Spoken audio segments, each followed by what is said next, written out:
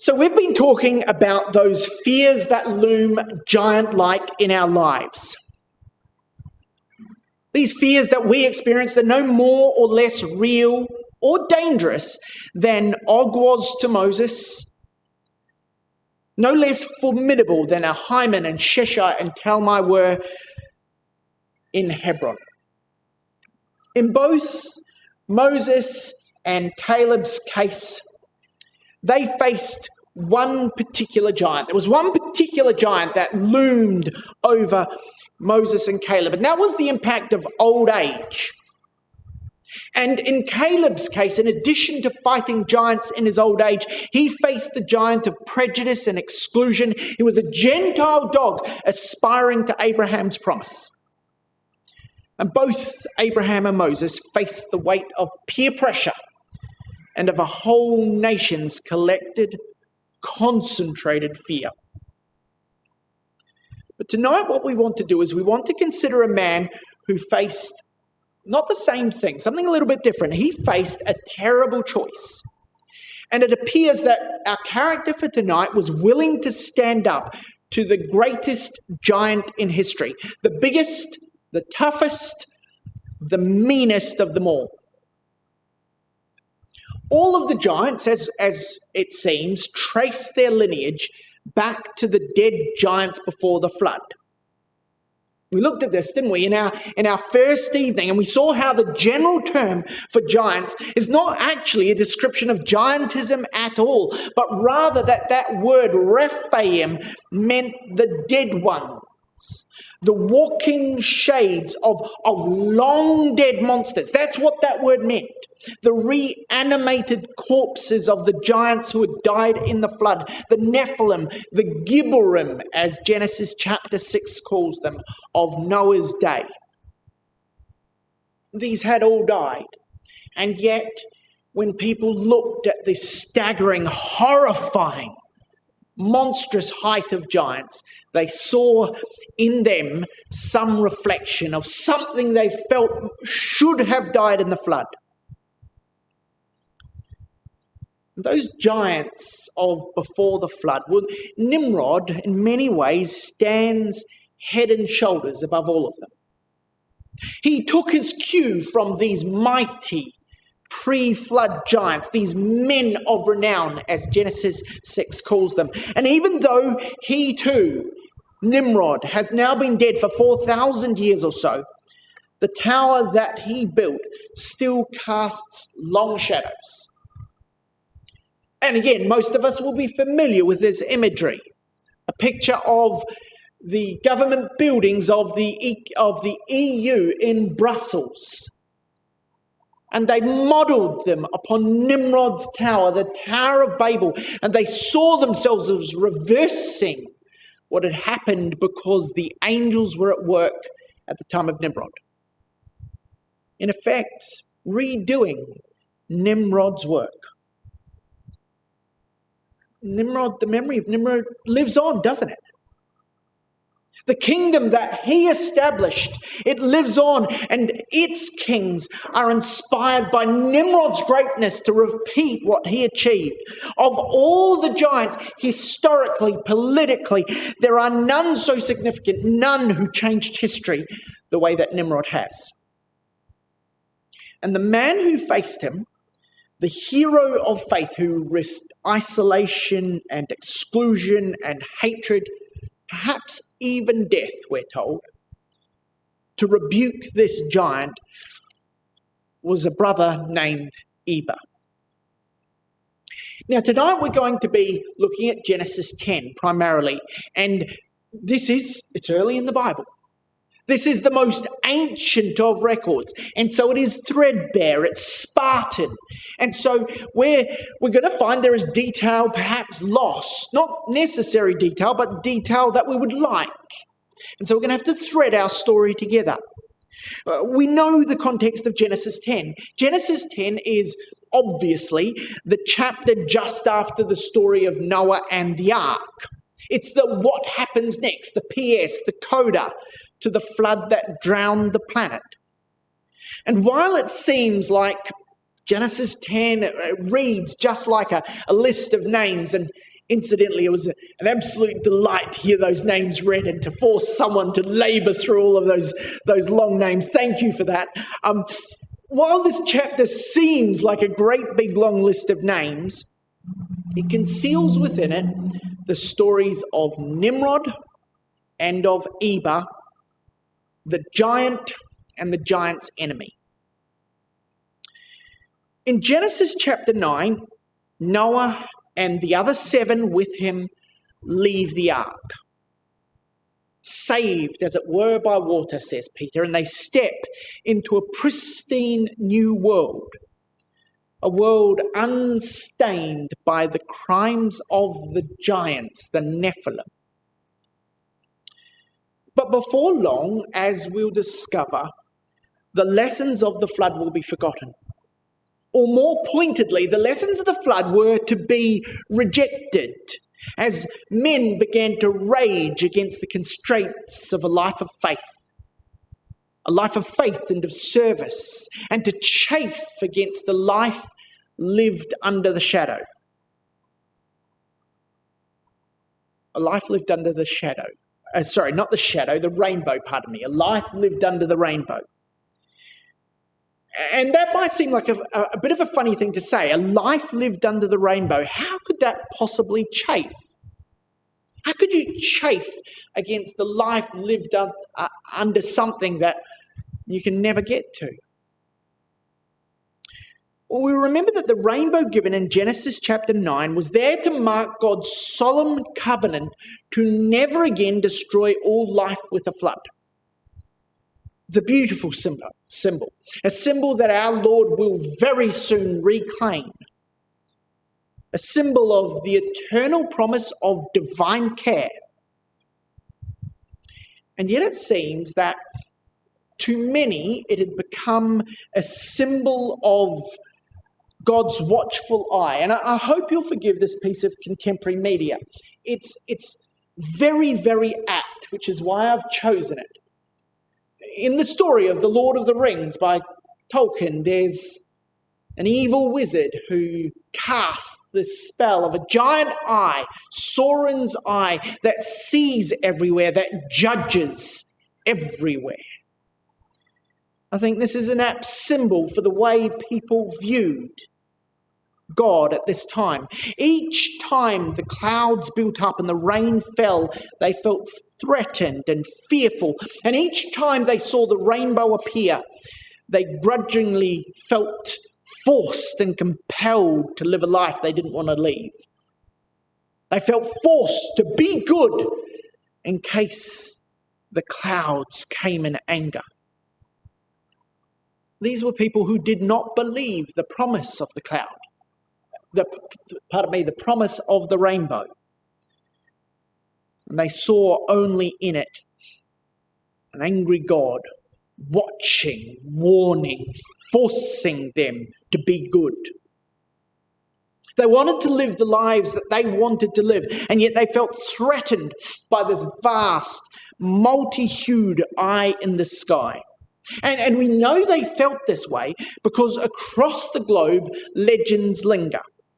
The Hondurans, for example, see the rainbow as a symbol of the devil's anger. Amazonian tribes close their mouths when they see a rainbow, lest malign spirits enter into them through their mouths. And the Karens of Burma, who we've heard a bit about in the media recently, see the rainbow as a symbol of impending evil from the king of hell. It says there that they see that Kuti is the lord of the region of death, the king of Hades, and is seen in the rainbow in the west. If they see such a rainbow, they will not go to work. It is taboo. If a Karen should point at such a rainbow, he would at once thrust his finger into his navel in order to avoid the loss of the offending member because, well, somehow the rainbow would cut it off.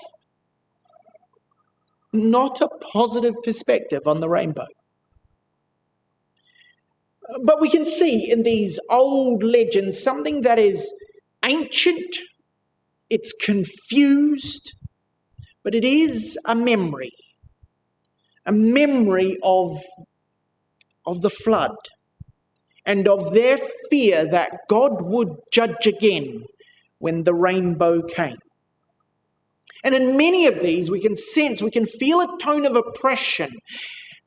They read as if the people who felt these things felt crushed and weighed and burdened down by the rainbow. They saw God as angry and vindictive. They saw him as a dictatorial God. Here's one from the Aztecs who saw in the rainbow and in the sky the Lord of the heavens enraged.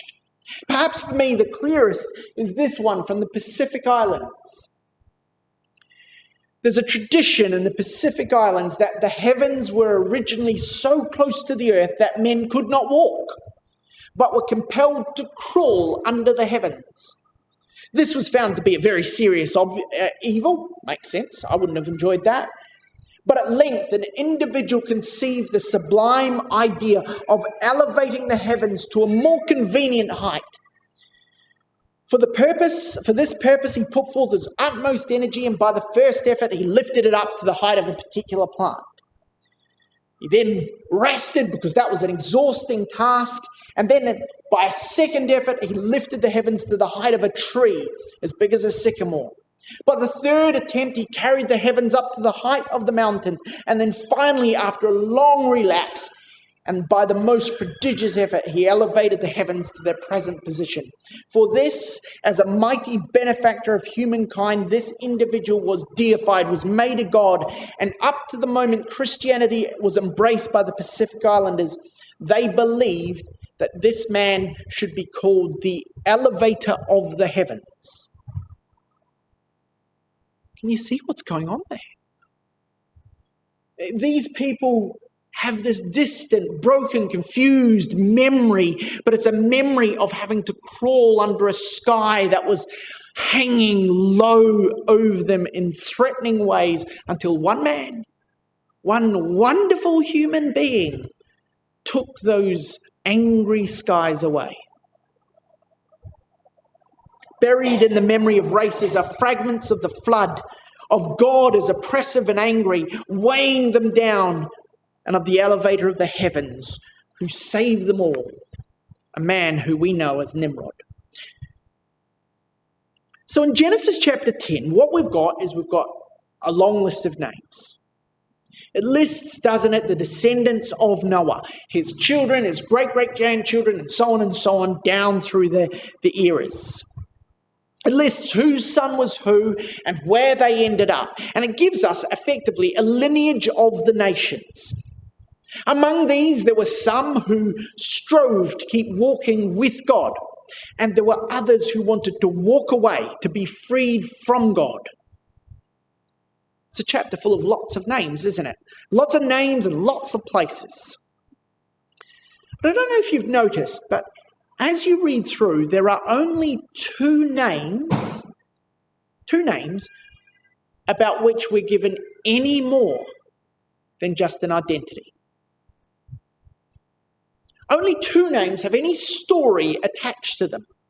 This is a chapter full of names, but there's only two that flesh out any detail, anything that happened.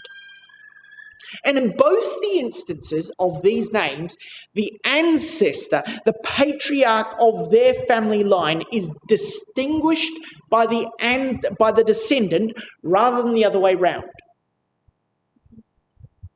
Does that make sense? That would be like someone saying of me, they're saying, oh, yes, Grant Jolly, you probably haven't heard of Grant Jolly. Oh, he's the one who's the father of Dan Jolly. Oh, that Grant Jolly. The Grant Jolly is Dan's father. Oh, that makes sense. I wouldn't have known. There's so many Grant Jollies, but now you say he's the one who's the father of Dan. I know exactly who you mean. Now, that would be ridiculous, wouldn't it?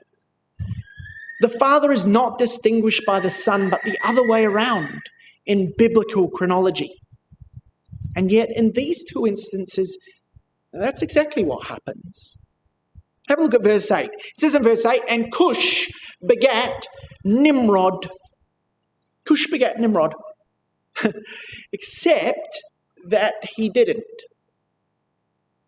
The sons of Cush are listed in verse 7. Eber and Havilah and Sabtar and Ramah and Sabtakar. Sons of Ramah and so on and so on. Nimrod's not listed there. Nimrod's not among the sons of Cush, of verse 7. And you see, the word here in verse 8, the word here begat, is in what's called, and I'm probably going to pronounce it wrong, the Kal stem, as opposed to the Hiphel stem. And that actually changes the meaning of the word subtly. When the word is in the Hiphel stem, beget means his son, actual paternity. But in this context, in this verse, with this particular way of phrasing it, this word speaks of lineage as opposed to fatherhood. We're being told that Nimrod was not the son of Cush, but he was in the line of Cush. Or more to the point, the line of Cush was distinctive, for in it arose Nimrod, the giant of the age. Can you see it saying that? It's saying, look, you might be wondering who Cush is. Well, Cush is the one who ended up being the ancestor of Nimrod. We'll see a similar thing when we get to Eber. But Nimrod was a descendant of Ham. We know who Ham was. We believe him to be the father of the African races. And in fact, Cush actually means black. So that would make some sense, I guess. And we're told that, verse 8, this man, Nimrod, began to be a mighty one in the earth. Actually, that would be better translated, he was the first on earth to be a mighty man. And go and look at a bunch of other translations, and they'll put it that way. It's not that he started working out how to be a mighty man, and he probably wasn't very good at it, but later on some further mighty men came along who, no. It's actually saying that he was the first on earth to be mighty, to be a mighty one. What does it mean to be a mighty one? Is it good or bad?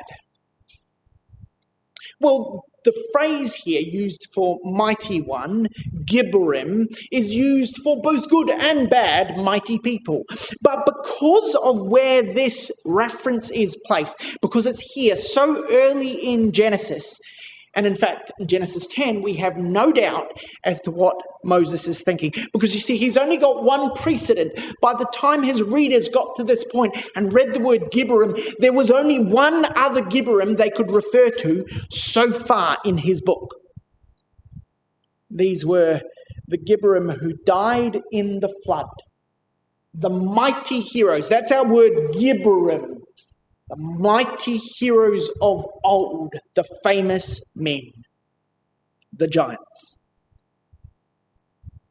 So here in Noah's new world was the first of an old breed of mighty, godless men. And verse 9 tells us, it says that he was a mighty hunter before the Lord. So he wasn't just a mighty man. He wasn't just a powerful man of influence. He was a powerful man of influence due to his prowess as a hunter. He was a mighty hunter. And there's so many jokes I could tell right at this moment, but I'm just going to leave them right where they are. We can tell them over supper. But he was a mighty hunter. Now, you might think, hunter. A hunter. That's not a particularly politically correct career choice in today's woke world, but not really a problem, right? If someone's a hunter. Did you know that there's not one positive hunter in the Bible? They're all bad. Think of all the hunters you can think of in the Bible. They are not positive. But this man's not just a hunter. We're told he's a mighty hunter. What's the difference between a hunter and a mighty hunter? Well, it's got to be the prey, doesn't it? The mightiest hunter brings down the wiliest, most savage, most brutally intelligent of the beasts. And which is that? Which is the mightiest, greatest predator, the top of all food chains? It's mankind. And the root of this word for hunt is almost exclusively used of those that hunt human prey. And clearly that was the case with this man, for it was by hunting that his kingdom was established. And the Hebrew describes the hunting and his kingdom as cause and effect. He hunted and that created his kingdom. Such a mighty hunter was Nimrod that people living in Moses' time, long after, hundreds and hundreds of years later, remembered his exploits. They had become proverbial. People would say, like Nimrod, the mighty hunter before God. As it says at the end of verse 9, the proverb of Nimrod. If you came across someone incredibly violent, incredibly brutal, is an incredibly scary person, you'd say, oh, he's like Nimrod. And he was a hunter before God. And some of you will have this in your margin. It means in the face of God, but not in a good way. It's telling us that Nimrod got in God's face. That's how we'd say it today, using our colloquial language. He got in God's face, much as Korah's men got in Moses' face in Numbers chapter 16. The Septuagint says, he was a mighty hunter against the Lord. He was a mighty man in a bad way. He was a hunter of men. And almost every single Bible dictionary you look at agrees with the meaning of his name, because they all say that Nimrod means rebellion, or we will rebel. Was he a James Dean causeless rebel? A nonconformist, someone just taking it as it is, winging its way through life? No.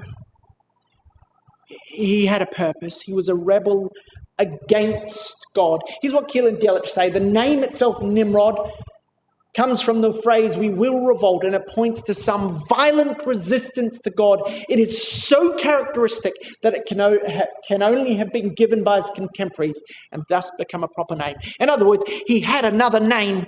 He was probably something like Geoffrey or Clive, but people changed his name.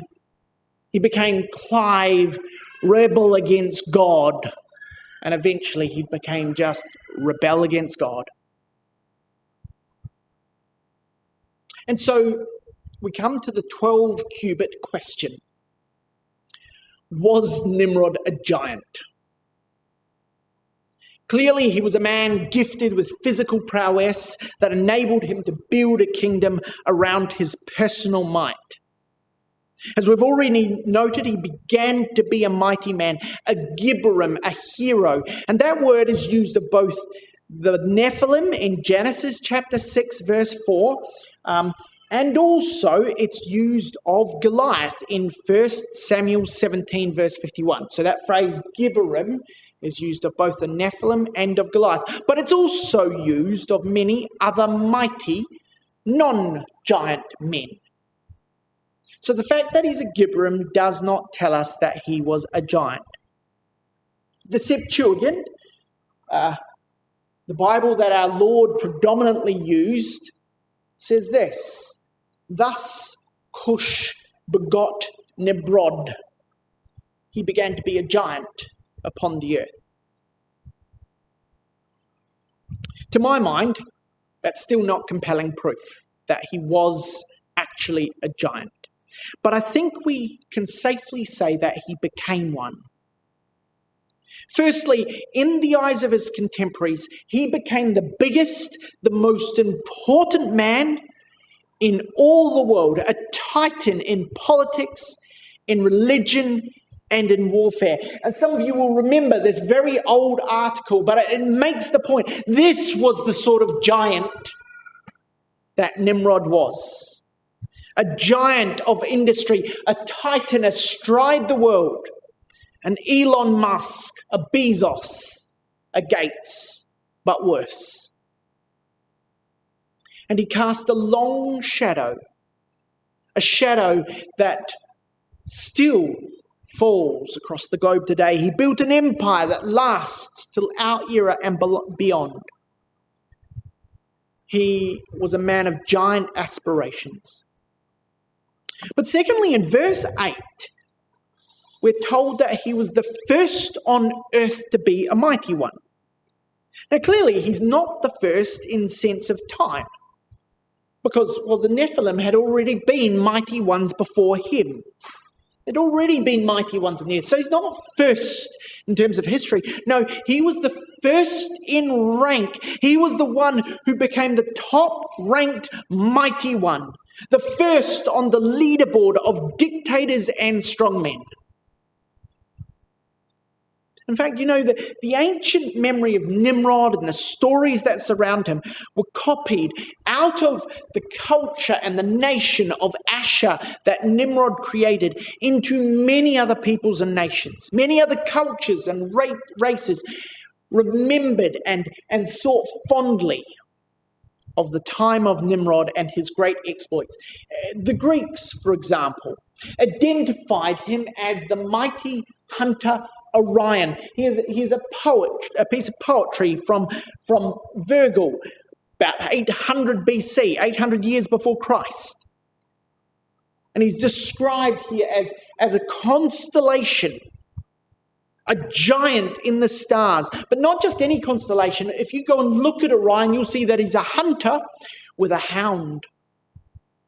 A giant hunter. And in fact, the Arabic name for this very same constellation is Al-Jabbar, which means the giant. So the Greeks remembered Nimrod as Orion, a giant hunter in the heavens. The Arabs remember the same constellation, Orion, as the giant. And so, while Nimrod may not have been a giant like Og or Goliath in stature, in physical height, in ambition and in achievement, and in ungodly empire building, he towered above all. And verse 10 tells us that he started to build his empire at Babel. The story of how he did this is in Genesis chapter 11.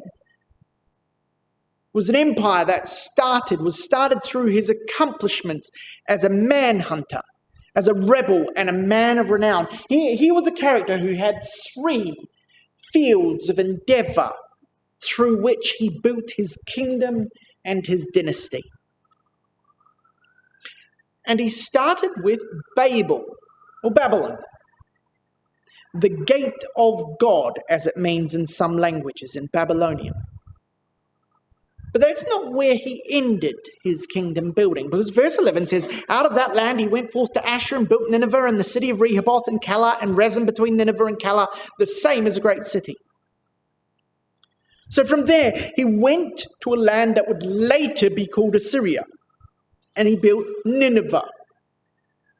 And these verses are, well, in the Hebrew, they're really hard to work out what they actually mean, but some of the better commentators suggest that the next few words, where it says there that he builded Nineveh and the city of Rehoboth and Calah and Rezin between Nineveh and Calais, that should actually be read that Nineveh, he built Nineveh, which is a most vast city.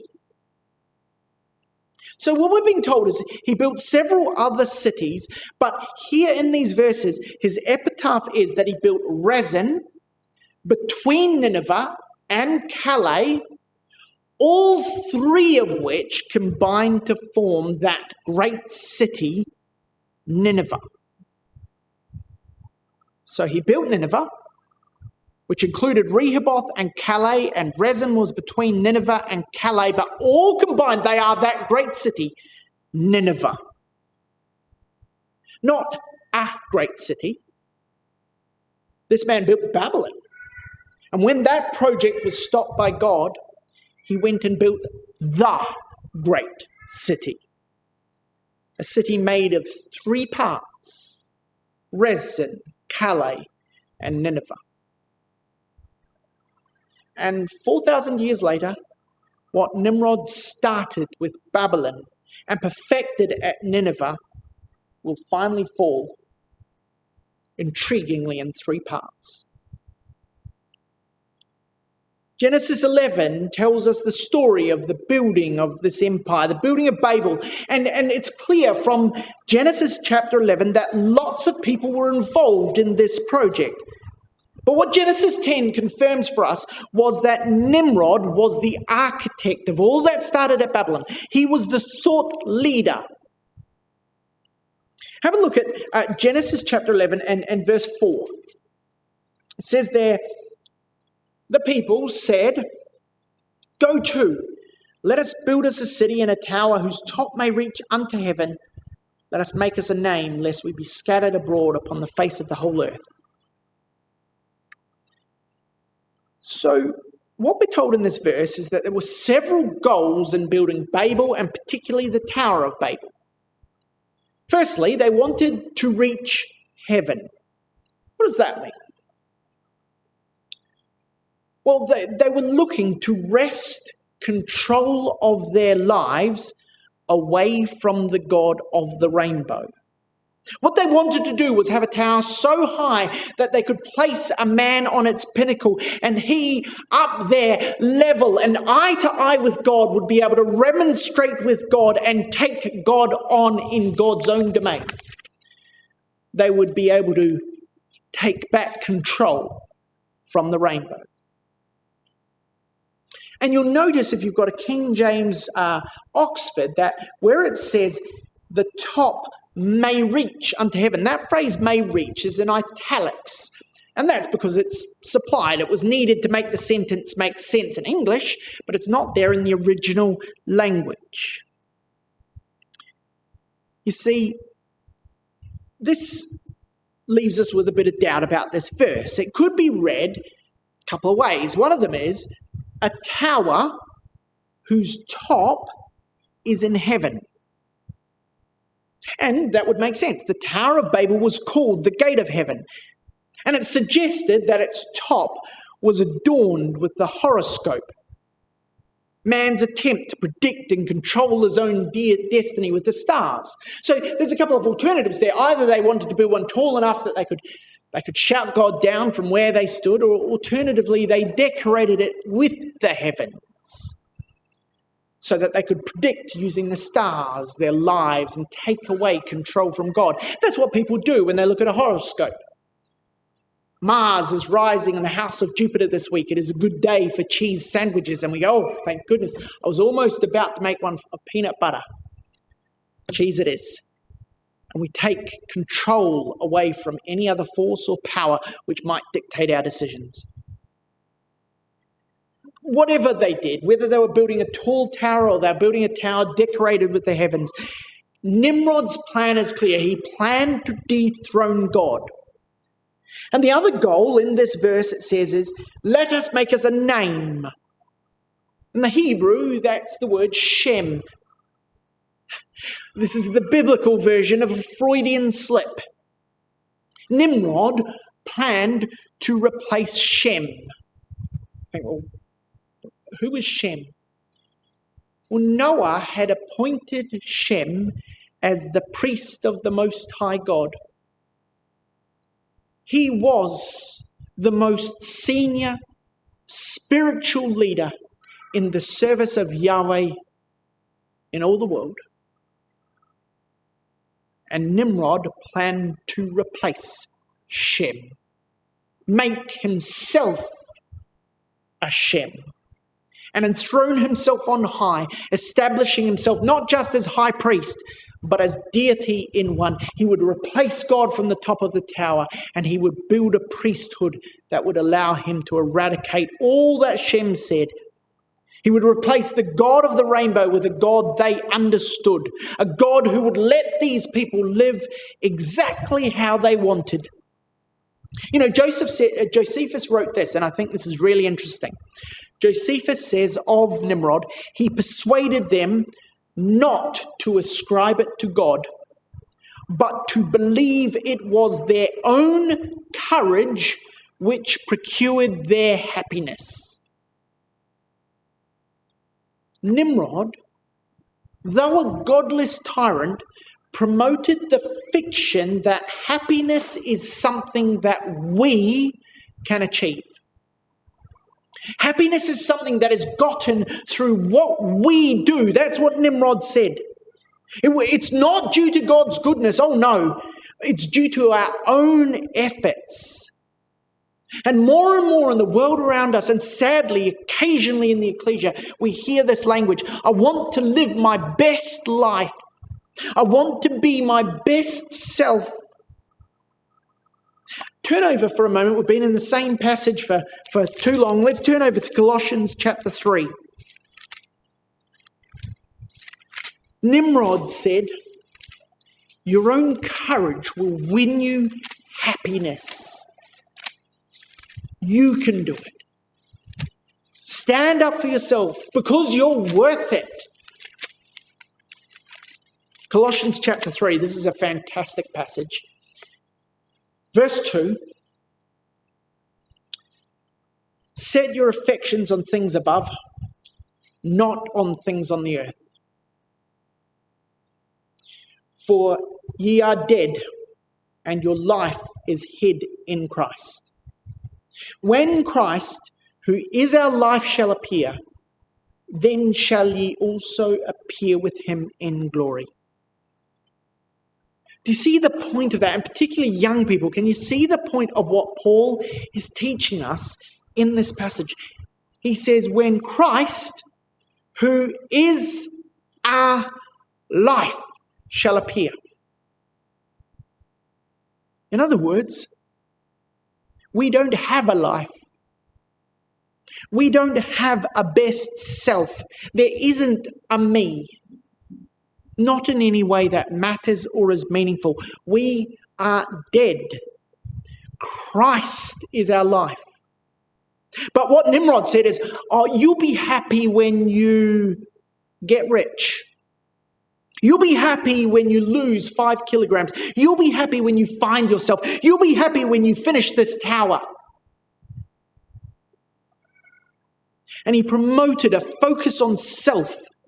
Such a modern perspective, this idea of self-empowerment and glorification. You can do it, despite the fact he had the agenda of a brutal dictator. This giant of humanity who was devoted to banishing God and empowering sinners and glorifying self, he set up a system of society that now almost entirely fills the globe. It's all about you, says the world, and nobody else matters. It's your truth, it's your money, it's your life, it's your body, and God says, no, it's not.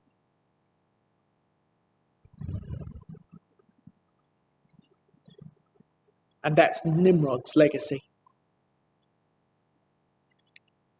So what of Eber? What of Eber?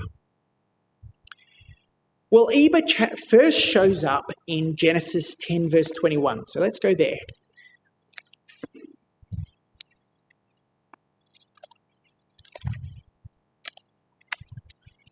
Genesis 10, verse 21. And we read, unto Shem also, the father of all the children of Eber, Shem, who was the brother of Japheth the elder, even to him were children born. So just as Cush was distinguished by his connection to, well, maybe his grandchild, maybe his great-great-great-great-grandchild, we don't know how many generations down Nimrod was from Cush, just as that man, Nimrod, was what defined the line of Cush. Shem here is distinguished from any other Shems by being the ancestor of Eber. Can you see that in that verse? Shem also, you're not sure which Shem? Oh, the one who is the father of Eber's children, the ancestor of everyone that came from Eber. That's the Shem we're talking about. And you have to think to yourself, that's nuts. At this point, Shem must have been one of the most famous men in the world. He was the priest of the Most High God. And yet Moses has to say, this Shem was made famous by Eber. So who was Eber? And what did he do that was so important? Why is he mentioned here in verse 21, way out of sequence with his birth in verse 25? He's not going to be born, till the end of verse 24. And verse 25, we'll read his story. What makes him more important than, say, Salah or Arphaxad or any of the others that came before him? Well, verse 25 tells us that he had 2 sons. And he named one of them Peleg, which means to split. Division, perhaps, or even maybe earthquake. And it seems that soon after this little boy was born in the household of Eber, an event tore the world apart. A division so significant and dramatic, a political earthquake that Eber named his son after these events. A violent division of the world after the events of Babel, when God confused humanity and introduced the Babel of competing languages overnight.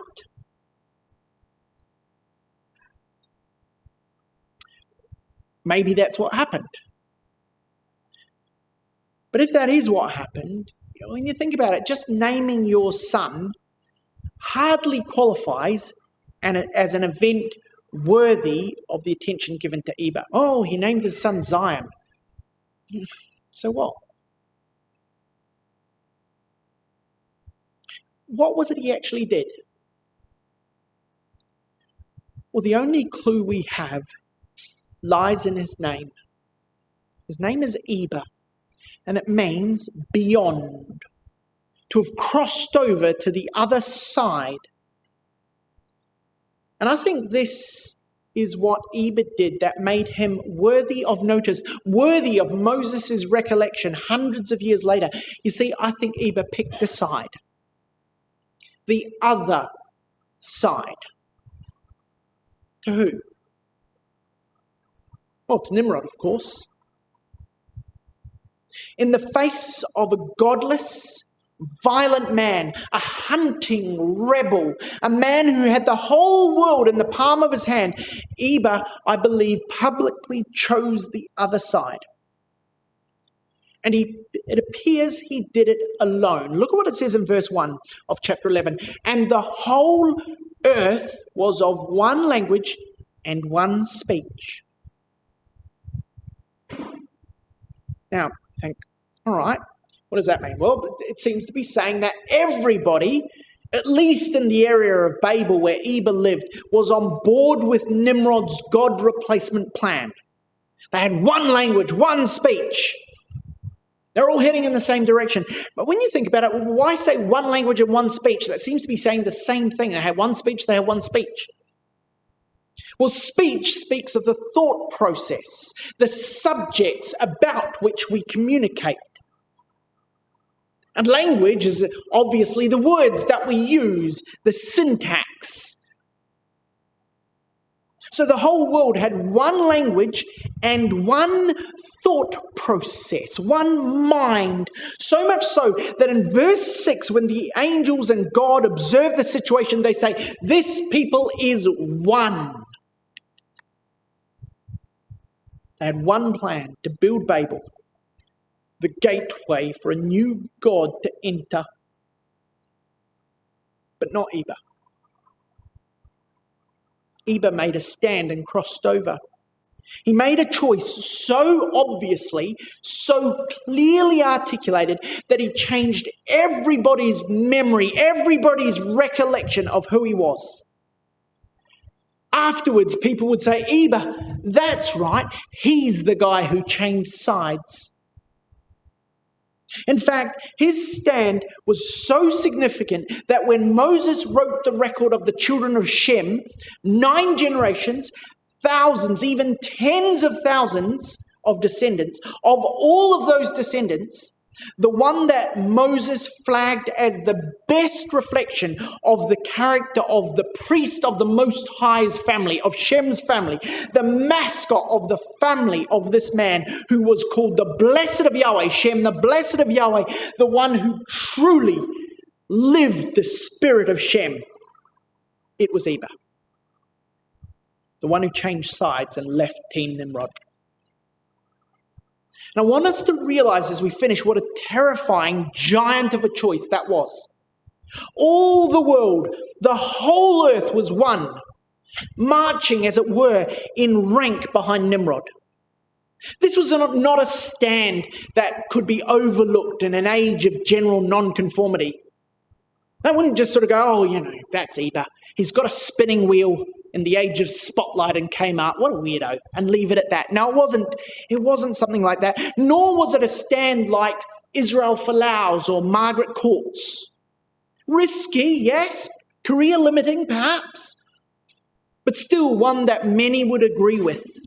And definitely not life-threatening. No, what Eber did was he said no to a merciless hunter of men, a giant of divine rebellion, a man so violent and so powerful that thousands of years later, the Greeks, the Romans, the Arabs, even the Pacific Islanders remembered him as a giant hunter. This would be more like standing up to Mr. Putin, knowing that your next step was likely to be off a 9th floor balcony. The fear of standing alone is what Eber faced. Sin in giant form threatened the truth at this time, and it appears in the area of Babel only Eber crossed over. And because of this faithful act of courage, Shem became known as the ancestor of Eber's children, the children of the one who separated himself from the whole world. And who were Eber's children? Well, Abraham was one. He was called Abram the Hebrew, a descendant of Eber. I'm sure you've looked this word up. It's exactly what it means in Strong's. What made Abram a true child of Eber, an Eberu? Well, he separated himself from and all it stood for and crossed over. He made a stand for God. Here's another Hebrew. Genesis 49, 49. Both. We're told Joseph was a Hebrew. Even Potiphar's wife, that woman, could see that he was a Hebrew. What made Joseph an Eberu? Well, we're told this was the one who separated himself from the crimes of his brethren that he might save them. He chose the other side, even when he risked death to do so. He took the other way, just like his father Eber. And there's another in the record as well. This man.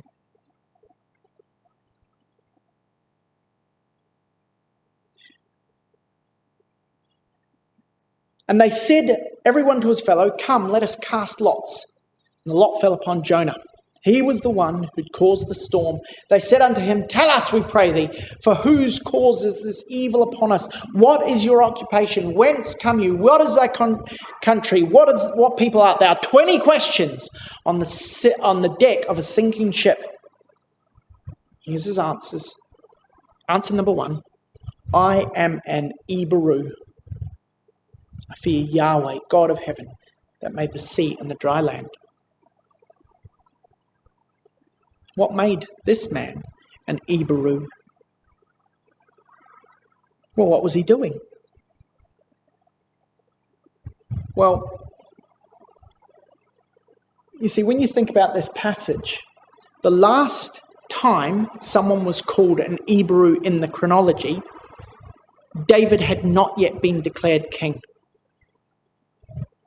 And the term Hebrew falls into disuse from before the time of David all of the way through to this moment. And Jonah plucks it out and says, I'm an Eber. Why? Well, because he's on his way to the great city. What he knows he's running away from and now must turn to face is the home of Nimrod. He knows he must stand against it once more. Isn't that interesting? A man on the way to Nimrod's great city pulls a name from obscurity and calls himself on the side of Eber. And there's one last one, and to save just a few seconds of time, start turning to Micah chapter 5, if you would. Because there is, of course, one who truly crossed over, one who truly picked a side, who stood utterly alone against the giants of sin and death. We know that our Lord was the ultimate Eber, the one who was separate from sinners. This is the true descendant and antecedent of Shem. And this is the man who will finally defeat history's greatest giant, the giant we have considered tonight. Have a look at Micah 5 verse 1. We know this passage. Gather thyself together in troops, O daughter of troops. He's laid a siege against us. They shall smite the judge of Israel with a rod upon the cheek. But thou, Bethlehem Ephratah, though thou be little among the thousands of Judah, yet out of thee shall come forth unto me he that is to be ruler in Israel, whose goings forth have been from old and from everlasting. And we know of whom this speaks. It speaks of our Lord, cited in Matthew chapter 2. But look at what it goes on to say. Verse 4. And our Lord will stand and feed in the strength of Yahweh and the majesty of the name of Yahweh as God, and they shall abide, for now shall he be great unto the ends of the earth. And when this man shall be the peace, when the Assyrian comes into the land, when the Assyrian treads in our palaces, when the descendant of Nimrod comes, then shall we raise against the Assyrian 7 shepherds, 8 principal men, and they shall waste the land of Assyria with the sword, and the land of Nimrod and the entrances thereof. Thus shall the great Hebrew defeat us from the Assyrian, when the Assyrian comes into our land and treads within our borders. And so we come full circle tonight, back to thinking about Mr. Putin and the Russians and the inevitable march of the Assyrian, and to look forward to that wonderful time when the great descendant of Eber, the one who stood apart, will defeat the Assyrian, the final representative of Nimrod in the last days.